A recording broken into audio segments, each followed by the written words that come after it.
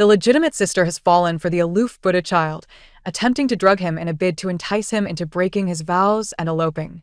I fiercely intervened, forcing her sacrificial scheme to a halt. However, unbeknownst to me, that very night, Princess Mingzhu abducted the Buddha child back to her palace. My legitimate sister, heartbroken, entered the palace by imperial decree and ascended to the rank of imperial noble consort. Yet, on the day of my birth, she seized my hair, stripped me of my garments, and burned 1,000 incense sticks, subjecting me to a torturous death. With prayer beads in hand, her eyes glistening with tears yet twisted with madness, she declared, "Anyone who dares to disrupt my union with Wuchen shall face eternal damnation." With a single command, a peachwood nail was brutally driven into my brow. Little did I comprehend that my legitimate sister's obsession with the Buddha child was so profound that she would go so far as to torment her own beloved sister to death.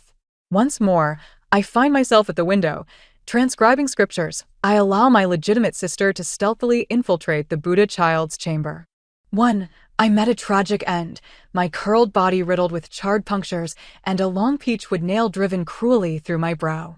My half-sister commanded that my corpse be discarded in a mass grave, left to be devoured by vultures and wild dogs.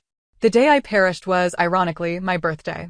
My half-sister stealthily brought me into the palace, claiming she had a surprise for me. With eager anticipation, I followed the matron into the palace, only to find myself led through a labyrinthine path into a stark, white morning hall. As I stood there in a daze, several eunuchs suddenly emerged, pinning me to the ground. They tore my garments asunder and forced me down before the ancestral tablet. Nearby, my half-sister, clad in white, held a string of prayer beads, resembling a celestial being descended to earth.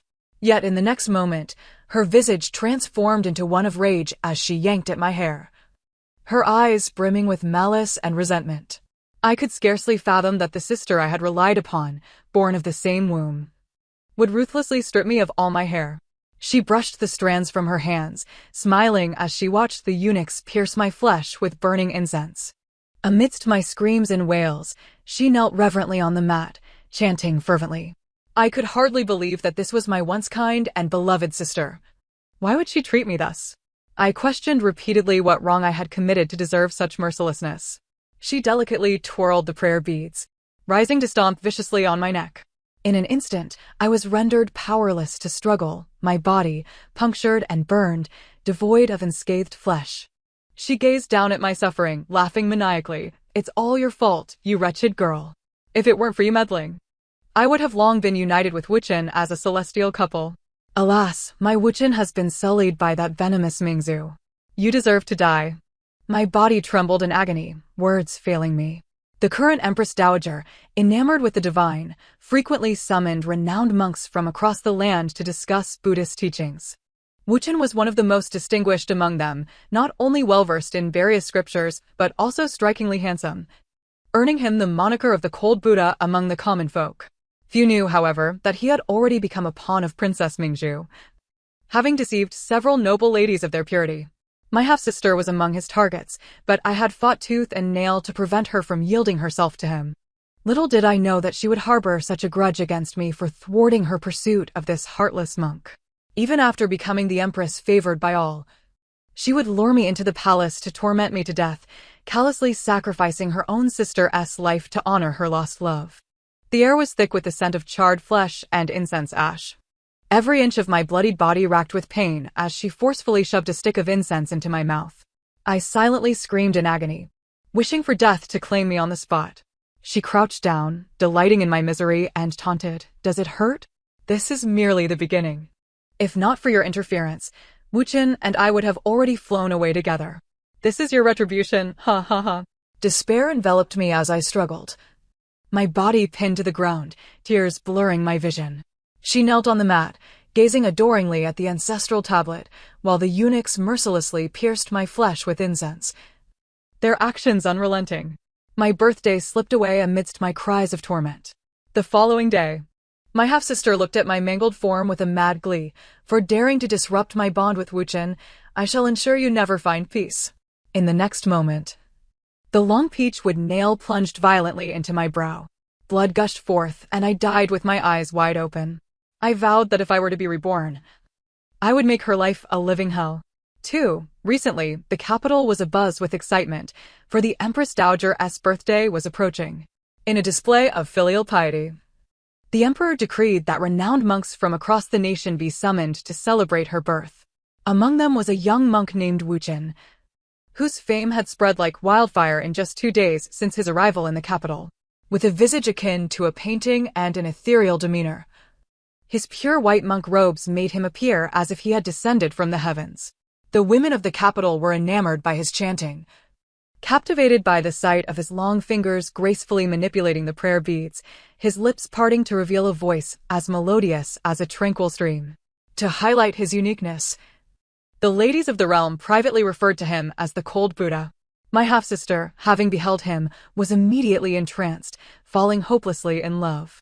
Each day, she would clandestinely don a maid's attire to visit Jing'an Temple, solely to listen to Wuchen recite scriptures. She even lavishly offered 1,000 taels of silver for oil to the temple, hoping to gain his attention. Her actions finally caught Wuchen's eye, prompting him to gift her a string of prayer beads in gratitude. Yet, while my sister was lost in her beautiful fantasies, news suddenly spread in the palace that the Prime Minister's legitimate daughter was to be appointed as a consort. Being the talented and beautiful daughter of the Prime Minister, it was a fate that had been bestowed upon her since birth, and she could not resist or refuse. Moreover, our parents discovered her extravagant spending on the monk and were enraged, immediately confining her to the house. Before entering the palace, she would not be allowed to set foot outside the Prime Minister's residence. In my previous life, Lisa Ran had been confined to her courtyard, desperately pleading for release from her parents. In a bid to soften their hearts, she resorted to fasting, only to be force-fed rice porridge by a strong maid in the dead of night, after which she attempted to hang herself with a white silk ribbon. After enduring such turmoil, her mother dispatched maids to watch over her day and night, denying her any opportunity to harm herself. After being confined for a fortnight, my half-sister seemed to come to a realization, ceasing her death threats day and night. With a heart full of sorrow, she implored our mother to allow her a farewell with Wuchen, promising that she would wholeheartedly prepare to enter the palace as a consort, vowing to harbor no further illicit thoughts. Otherwise, even if she entered the palace, she would find countless ways to end her own life. Our mother, seeing her frail and numbed state, could not help but feel pity and reluctantly agreed to her request. Yet, I unwittingly discovered that she intended to drug the monk, attempting to seduce him with her beauty, hoping to elope together. In my previous life, seeing my sister so willingly descend into depravity, I fought tooth and nail to stop her, informing her of Wuchen's entanglements with multiple noble ladies and his status as a pawn of Princess Mingzhu. Yet, despite this, my sister persisted in her reckless pursuit, believing I was slandering Wuchen.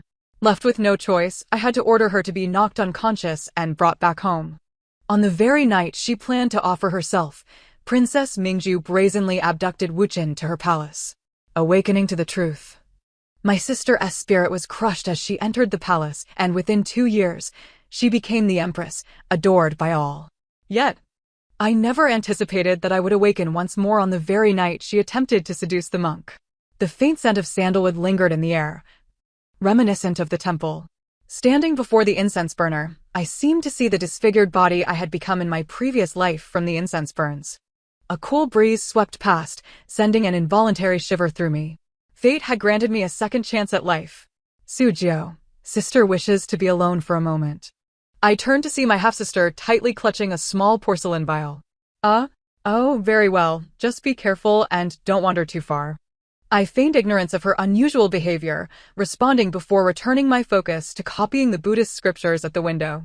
The sound of the door closing echoed behind me as I coldly observed my sister, clad in a sheer gauzy dress, bending to stealthily slip into the monk's chamber. An hour later, the tranquil temple was suddenly pierced by a frantic knocking at the door. I set down my brush, rubbed my sore wrists, and allowed a cold smile to curl at the corners of my lips. Finally, it had come. Princess Mingzhu, known for her lustful and tyrannical nature, had a penchant for collecting beautiful men, boasting more male concubines in her residence than her brother, the emperor, had consorts. And this Wuchen had been entangled with Princess Mingzhu in secret for 2 years already. The current circumstances are merely a playful indulgence between the two of them. I had anticipated that my elder sister would be caught in bed by Princess Mingzhu, but in the next instant, the door was violently flung open. My sister, draped in a torn veil, stumbled into the room. Upon noticing my gaze, she awkwardly wrapped her arms around her shoulders, and in the flickering candlelight, I caught sight of several ambiguous crimson marks upon her skin. I feigned astonishment and exclaimed, "Sister, how is your dress torn?" My sister, panic-stricken, hurriedly approached and covered my mouth, bending down to extinguish the candle on the table. This entire sequence unfolded in the blink of an eye, yet I still discerned her clean, unblemished wrists. The vermilion seal had vanished. After a few moments, a procession arrived, carrying a palanquin to the meditation room of Wuchen. From the palanquin emerged a strikingly alluring woman, who, as if returning home, casually pushed open the door. Shortly thereafter, Wuchen, her steps unsteady, entered the palanquin, and the group departed in grandiosity. Yet the temple was enveloped in a profound silence, and we, concealed in the room across, could not escape the sounds of laughter emanating from the palanquin. I felt my sister's body tremble delicately, her grip on my arm tightening in a display of evident frustration. Once the procession had vanished, my sister collapsed to the ground, cursing vehemently, "You have ruined my plans, you wretched creature."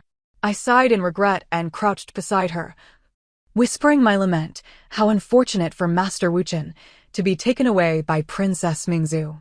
My sister's breath momentarily halted. I continued to stoke the flames. "I wonder if Master Wuchen's constitution can endure the princess's whims. It is rumored she delights in torment." "Be silent," my sister snapped, and I feigned shock, hastily quieting down, tugging gently at her sleeve as I murmured, "Sister, what troubles you?" My sister paced back and forth like a caged beast, her murmurs incessant. "No. I must devise a plan. I must rescue Wuchen." I stood in the corner, coldly observing her. Li Sudan's obsession with eloping with Wuchen had reached a near madness. To witness Wuchen being abducted by Princess Mingzhu was akin to a dagger piercing her heart.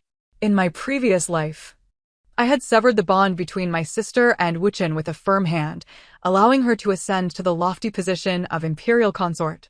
In this lifetime, I chose to refrain from interference. I was eager to see what extraordinary actions my sister would undertake to reclaim Wuchen. The affair between my sister and the Buddhist disciple was exposed.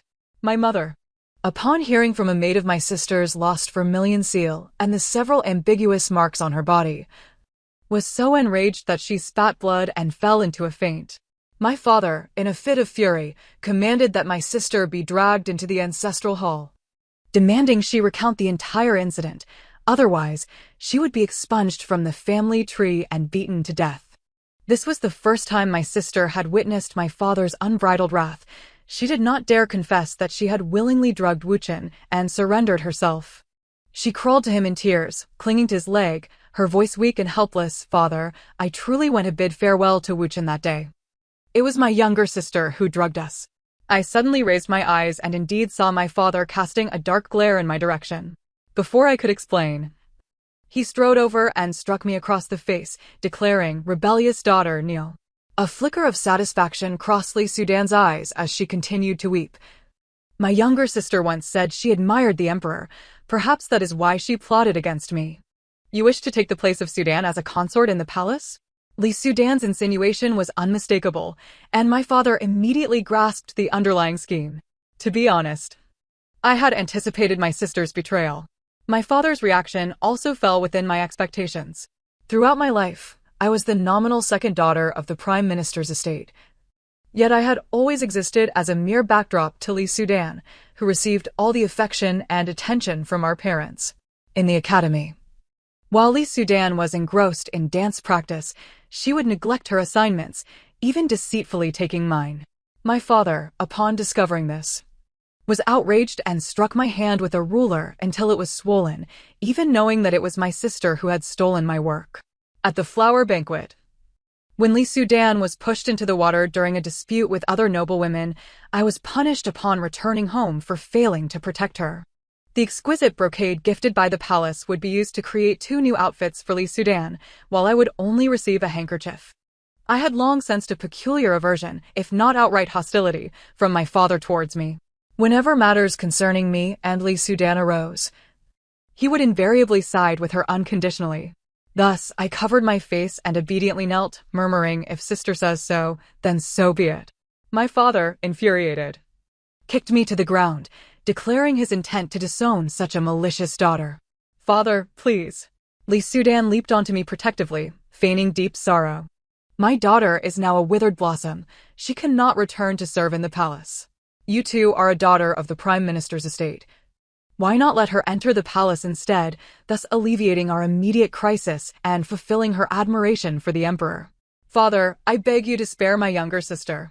Do it for the sake of our family's reputation. Li Sudan wept, looking like a drenched pear blossom, her emotions sincere. If I were not the one she had wronged, I might have been deceived by her performance.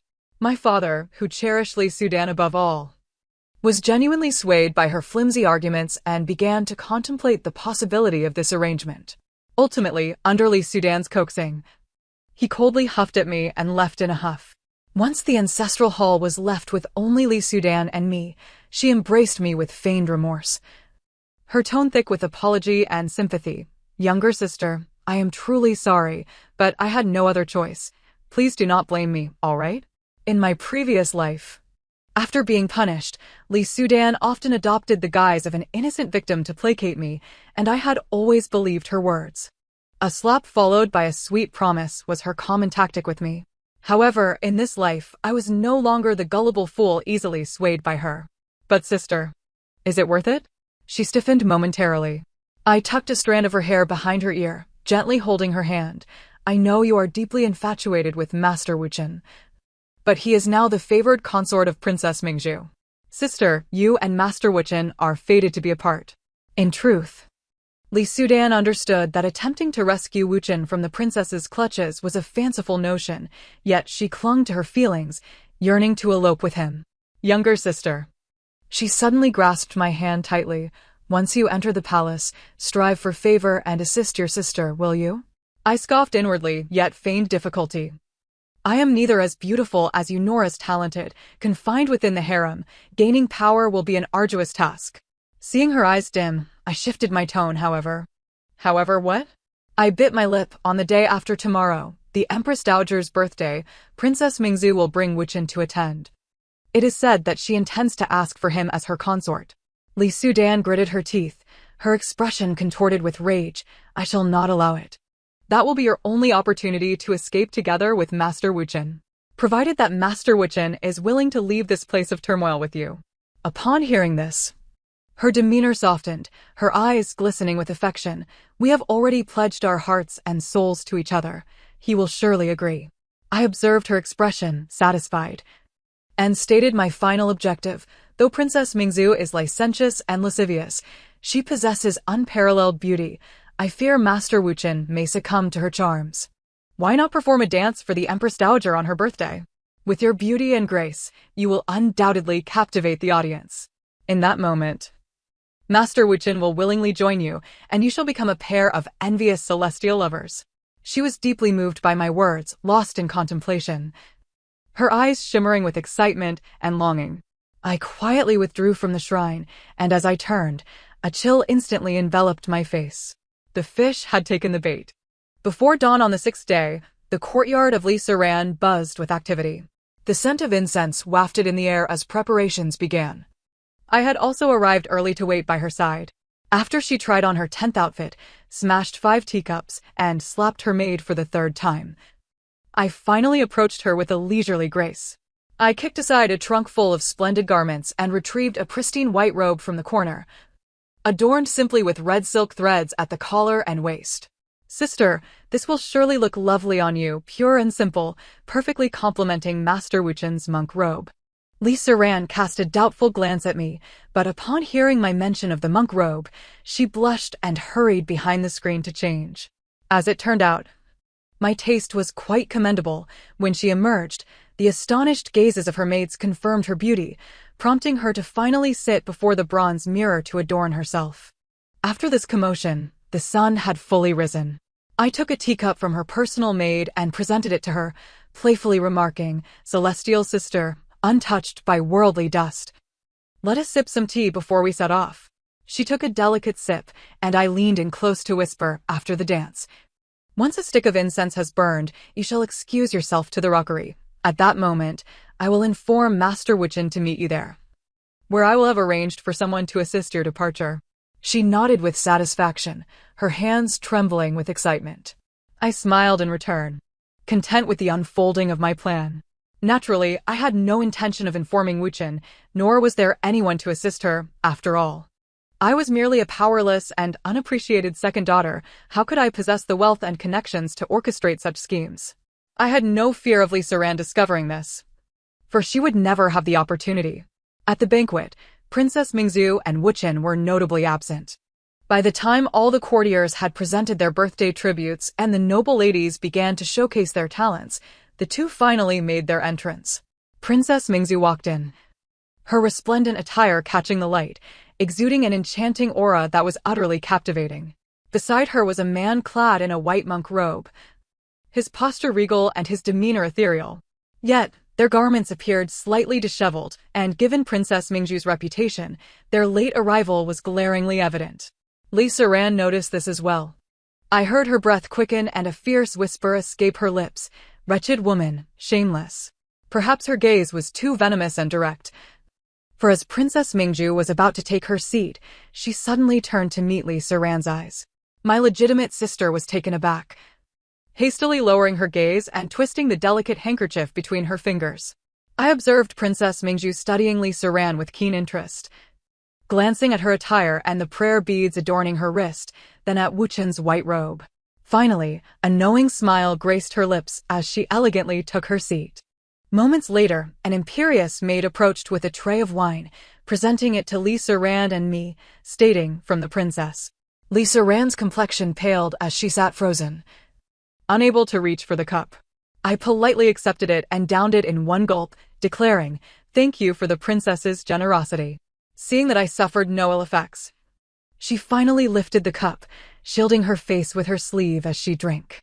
While everyone was engrossed in Miss Wang's musical performance, I leaned closer to her and whispered, "The princess may have caught wind of our scheme. We cannot afford to delay any longer." She nodded, and when Miss Wang concluded her performance, she rose to bow before the Empress, declaring, "I have composed a dance for the Empress." Lisa Ran assumed her position, and in the next moment, ethereal music filled the grand hall, accompanied by the hauntingly beautiful chant of Sanskrit. She moved with the melody, her long sleeves flowing gracefully, her delicate form twirling, each step like a blossoming lotus. The audience was utterly entranced. I raised my cup and drank deeply, discreetly covering my nose with my hand. Suddenly, an unexpected and loud sound erupted, startling everyone. Lisa Ran's body froze mid-dance. A series of loud, unmistakable sounds followed, leaving the gathered nobles staring in disbelief at Lisa Ran in the center. The noble ladies covered their noses with handkerchiefs, gazing at the paralyzed figure with disgust. A thunderous noise finally jolted Lisa Ran back to reality. Her face flushed crimson. She looked around in panic. Yet, as the old saying goes, one can endure a journey of 1,000 miles while holding their bladder, but holding back a bowel movement is a different matter entirely. She was clearly at her limit. Slightly bending at the waist, her legs pressed tightly together, her hands fidgeting as if to cover her rear. The Empress's expression darkened. Her nose pinched in displeasure as she prepared to signal for Lisa Ran to leave, only to be met with a sudden uproar from the crowd. In that moment, Lisa Ran had lost control. A foul stench permeated the banquet, and her parents finally reacted, rushing forward to pull her away. In that turn, she inadvertently revealed the conspicuous yellow stains on the back of her white robe. The noble ladies shrieked, covering their faces. Ugh! The children screamed, retching. What had begun as a splendid banquet was utterly ruined. The elopement plot came to naught. She didn't even manage to exchange a word with Wuchen. Following this incident, Lisa Ran became the subject of ridicule throughout the capital and beyond. Deeply affected, she locked herself away in her room, spending nearly every moment soaking in a bath. I could not allow her to wallow in despair. After all, this was merely the beginning. During a visit, I accidentally let slip. Princess Mingju has begun to neglect Wuchen and recently sent him back to Jing'an Temple. She grasped my hand tightly, her eyes wide with bloodshot urgency. Is that true? I nodded, my anger spilling forth as I stated, Sister, do not hold any affection for Wuchen. He has undoubtedly grown fond of the princess. He wishes for the princess to bear his children, but the princess is unwilling, thus he refuses to share a chamber with her. In a fit of anger, the princess sent him back to Jing'an Temple. Li Siran gasped for breath, seemingly overwhelmed with excitement. I smiled slightly and turned to leave. That evening, my legitimate sister began to don maid attire once more, sneaking off to Jing'an Temple. While my sister was entwined with Wuchen night after night, the palace issued a decree. The second daughter of the Prime Minister's house, Li Suzhou, was to be made a consort, to enter the palace in 3 months, as my sister had wished. After her public embarrassment at the banquet, the emperor finally bestowed upon me the title of consort. However, on that very day, an uninvited guest barged into my chamber. The scorned Princess Mingzhu lay sprawled across my bed, fast asleep. Upon hearing the commotion, she slowly opened her eyes, propping her head with one hand and grinning mischievously at me. Forget about being a consort. Why not come to the princess's residence for a bit of fun? I poured myself a cup of tea, casting her a faint glance.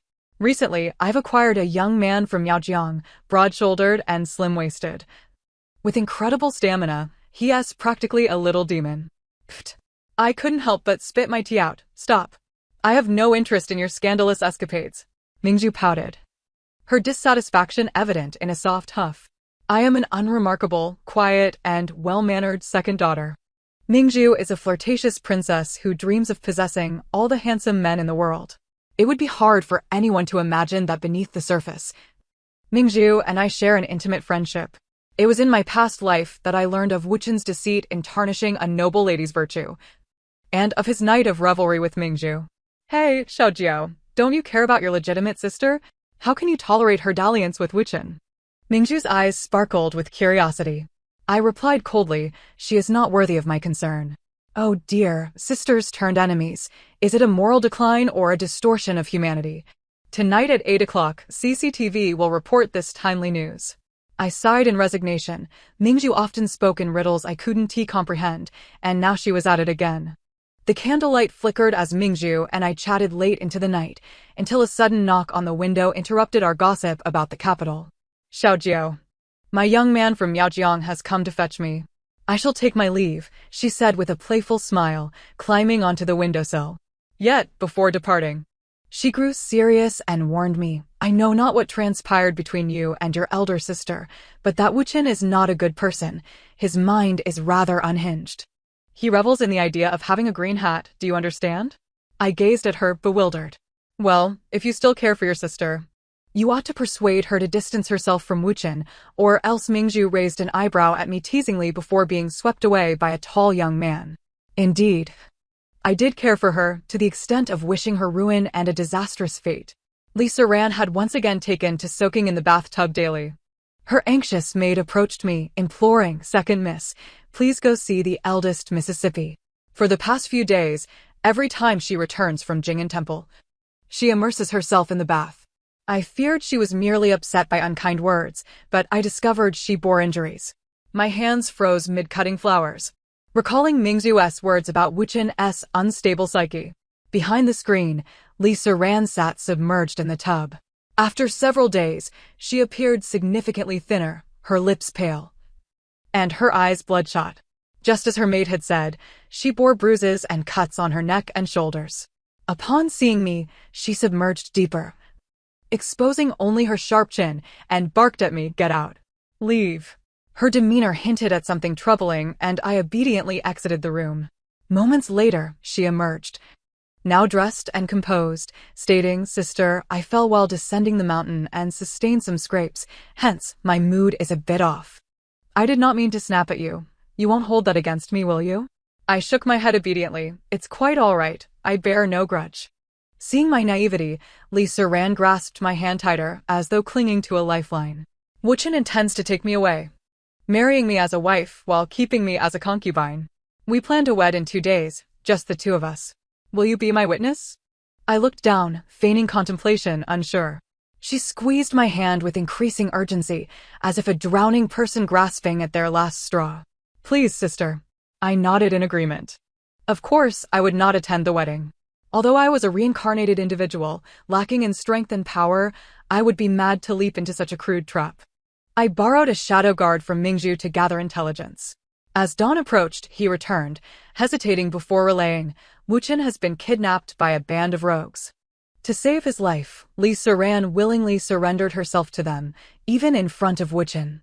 I lowered my gaze, realizing why she had been so intent on cleansing herself these past days, and why her body bore so many signs of abuse. How deeply she must have felt for Wuchen. The shadow guard continued. Li Siran pleaded for mercy, promising to offer a pure noblewoman tonight in exchange for Wuchen's life. But since you did not appear, the rogues have grown furious, and she is being subjected to even harsher torment. The teacup in my hand shattered. For I understood that tonight would be a trap. I had not anticipated that my elder sister would be willing to sacrifice me for her beloved. A wave of anguish swept through me. In my past life, she had slaughtered me under the pretext of my meddling in her affair with Wuchen. And what of this life?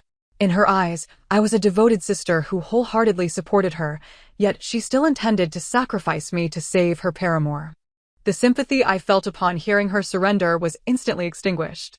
I whispered a few instructions into the shadow guard's ear, handing him a pouch of gold before he departed. As I gazed out the window, my eyes glimmered with icy determination. Li Siran, this path is one you have chosen for yourself. 2 days later, on a bustling street, a woman lay exposed and battered. Her body was marred with bruises and wounds, her spirit seemingly shattered. She cried out, I am the Prime Minister's legitimate daughter, the imperial concubine. You all be gone. Upon hearing this, my father rushed to Li Siran's quarters only to find a maid impersonating her. Furious upon learning of Li Siran's clandestine meeting with Wuchen, he ordered her to be beaten to death on the spot. Despite his rage, he still took his beloved daughter home, summoning the finest doctors and the rarest medicines. I observed coldly, offering no commentary. On the eve of entering the palace, Li Siran burst into my courtyard in the dead of night, resembling a madwoman. It is you.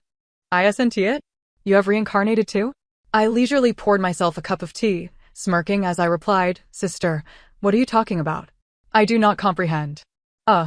She shrieked in despair, you wretched girl. You are the one who has brought me to this state. Why didn't you stop me from meeting Wuchen? I will kill you. I couldn't help but chuckle, observing her contorted face. Your selfishness and indifference never ceased to astonish me. In my previous life, I intervened. And what happened then? Have you forgotten that you burned me alive with incense? That you tormented me for an entire night, only to nail a peach with stake into my brow after I died? This time, as you wished, I shall refrain from meddling in your affairs with Wuchen. Yet, you are still dissatisfied? Upon hearing Wuchen's name, a flicker of madness ignited within her, and she began to screech, Wuchen. He is no human. He orchestrated my ruin. Get away. Don't touch me. Li Siran curled up, clutching her body tightly, her head shaking in denial. You are the one who has wronged me. I am the legitimate daughter. I am the imperial concubine. Your Majesty, I wish to see His Majesty. I lit an incense stick and forcefully seized her hair, shoving the burning incense into her mouth as she screamed in terror. Li Siran writhed on the ground, her gaze fixed on me as though I were venomous. I elegantly clapped my hands, relishing in her disheveled state from above. As she faded into unconsciousness, I chuckled softly, Sister, you must live well. I have a grand gift to bestow upon you. I entered the palace, receiving instruction directly from Mingzhu, and soon garnered the Emperor's exclusive favor. In my leisure time, I occasionally perused the folk art books purchased from outside the palace. For instance, this one. The illustration depicted a woman bound to a wooden frame, her expression one of utter despair and agony, clad only in two thin veils that barely concealed her modesty. Behind her stood a solemn Buddha statue, with a young monk rhythmically striking a wooden fish.